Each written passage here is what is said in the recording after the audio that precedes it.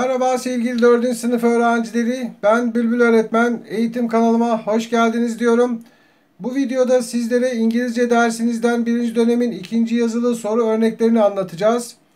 Ben İngilizce bilmediğim için sizlere bu dersi oğlum Yusuf anlatacak. Ben şimdi sözü Yusuf'a bırakıyorum.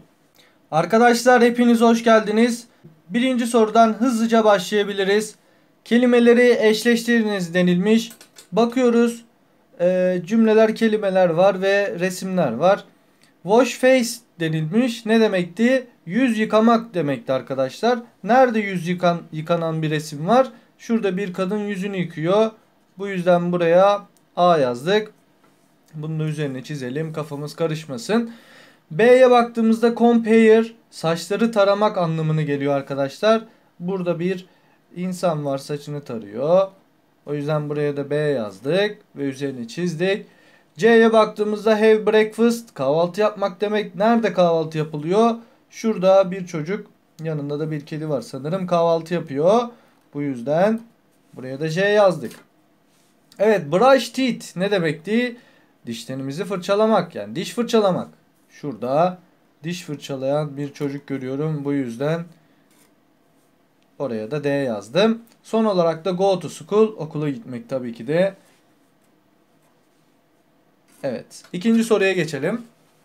Evet, ikinci soruya geldiğimizde arkadaşlar boşlukları my, your, his, her ile tamamlayın denilmiş. Bunlar İngilizce'de ismin yerine kullanılan kelimeler gibi düşünebilirsiniz arkadaşlar.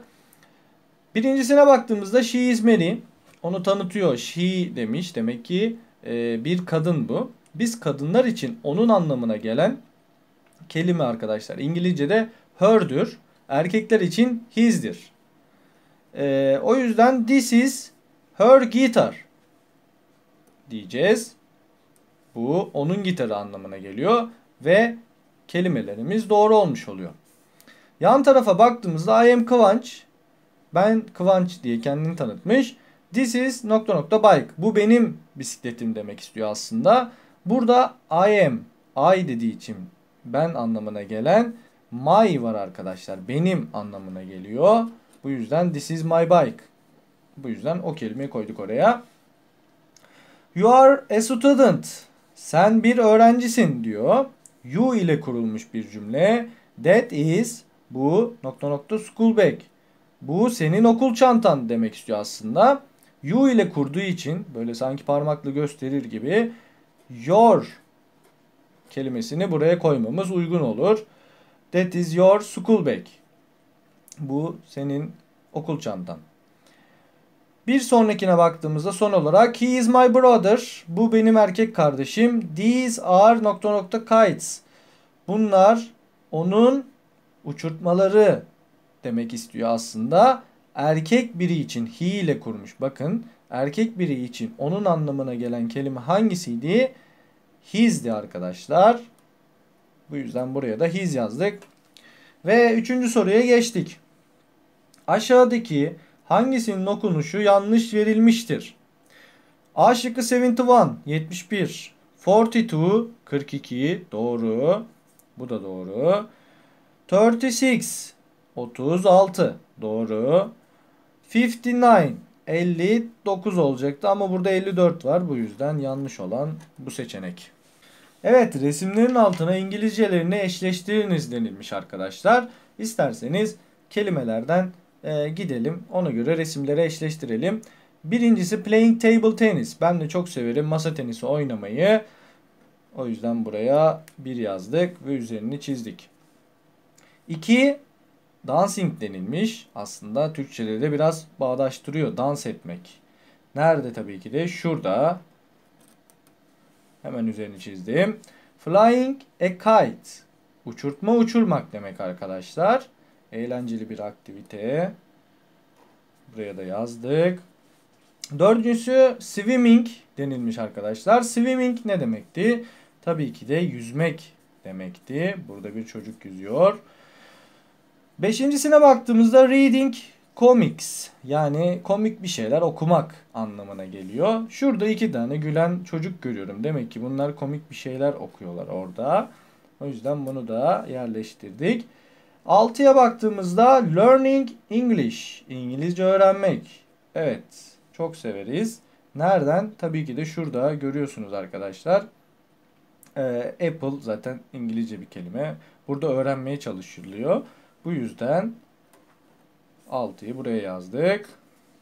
7'de singing var. Şarkı söylemek anlamına geliyor. Şurada şarkı söylüyor çocuklar. O yüzden bunu da yazdık.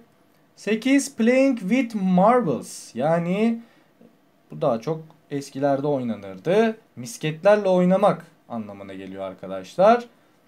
Şurada bilye, misketlerle oynayan çocukları görüyorsunuz. 9 riding a bike. Bisiklete binmek demek arkadaşlar. Şurada bir çocuk bisiklete biniyor görüyorsunuz. Ve son olarak da watching cartoons. Çizgi film izlemek. Nerede izleniyor peki? Şurada bir çocuk çizgi film izliyor. Ve bunu da tamamlamış olduk. Evet, 5. soruya geldiğimizde konuşmayı tamamlayan doğru ifade hangi seçenekte verilmiştir diye sorulmuş. Bir konuşma görüyorsunuz burada Edward ve Tessa arasında. Edward sormuş ki What do you do in the afternoon? Öğleden sonra ne yaparsın? Tessa'nın ne yaptığı buradaki resimde gözüküyor arkadaşlar. Burada sanki ev ödevini yapıyor gibi görüyorum ben. Böyle deftere bir şeyler yazıyor. Bu yüzden A şıkkı I go to bed. Yatağa giderim. Bu olmaz yani. B I wake up. Uyanırım. Bu da uymaz. I have dinner. Yemek yemekti arkadaşlar. Bu da olmaz. Atıştırmak, yemek yemek gibi. I do my homework. Bu olabilir. Doğru cevabımız bu. Ev ödevini yapıyor Tessa.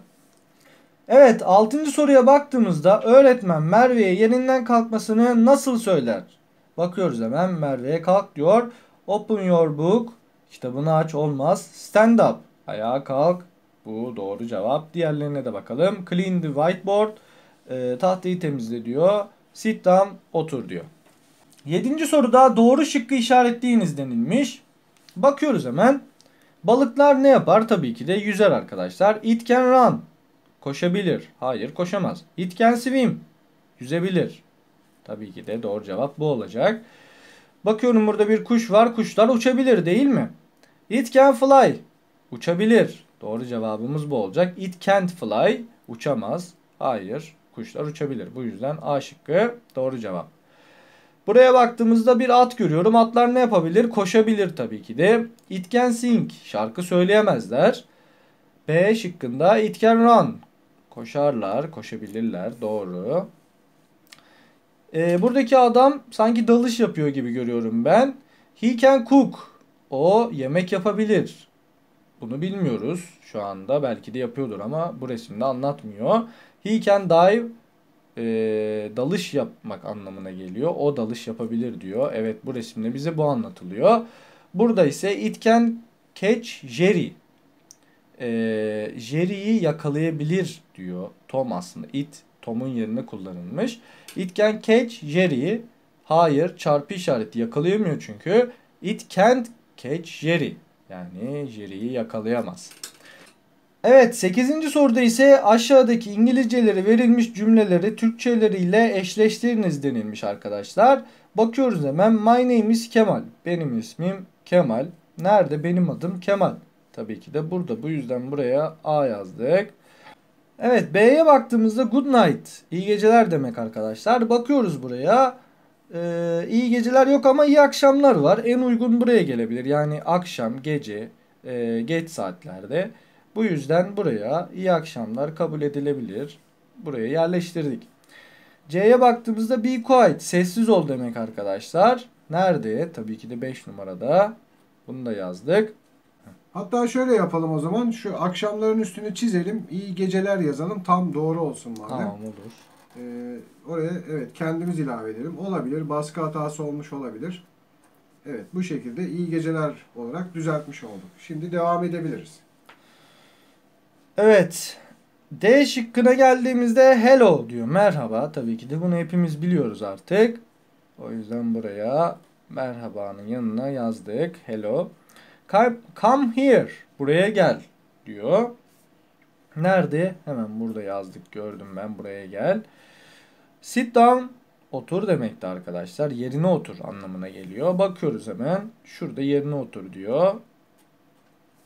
Clean the board, tahtayı temizle. Son olarak da burada. Evet, 9. soruya geldiğimizde arkadaşlar güneş hangi yönden batar diye sorulmuş. Bakıyoruz şıklara. East doğu demekti. B'ye bakıyorum. West batı demekti. Güneş batıdan batar. O yüzden doğru cevabımız aslında bu ama diğer şıklara da bakalım. North kuzey demekti. South güney demekti. Tabii ki de doğru cevap batı olacak. Evet, son sorumuza geldik artık. Clara ve David arasında bir soru cevap şeklinde bir diyalog var. Yukarıdaki semboller yerine hangi kelimeler yazılmalıdır diye sorulmuş. Hemen bakıyoruz. Do you like ... a scooter? Scooter'a binmeyi sever misin? Sürmeyi sever misin? Anlamına gelen bir kelime lazım bize. Bakıyorum şıklara. Reading var. Aslında bu riding. Bu da riding. Reading. Reading okumak demekti. Riding binmek demekti. O yüzden aslında okumak buraya doğru bir seçenek olmaz. Bunları eleyebiliriz. A ve D şıkkını eleyebiliriz. Elimizde B ve C şıkları kaldı. Cevabında ise burada do you like riding a scooter? Scooter'a binmeyi sever misin diyor. Cevap olarak ise no I don't olması gerekiyor. Çünkü no olumsuz bir soru. Hayır sevmiyorum anlamına geliyor. O yüzden doğru cevap C şıkkı arkadaşlar. Evet, hepinize beni dinlediğiniz için teşekkür ederim. Umarım sınavlarınızda çok başarılı olursunuz. Görüşmek dileğiyle. Bu dersi bizlere anlattığı için sevgili oğlum Yusuf'a çok teşekkür ediyorum. Umarım sizlere yararlı bir ders olmuştur. Her zaman olduğu gibi iyi çalışmalar, derslerinizde başarılar diliyorum. Başka derslerde görüşmek ümidiyle. Hoşça kalın.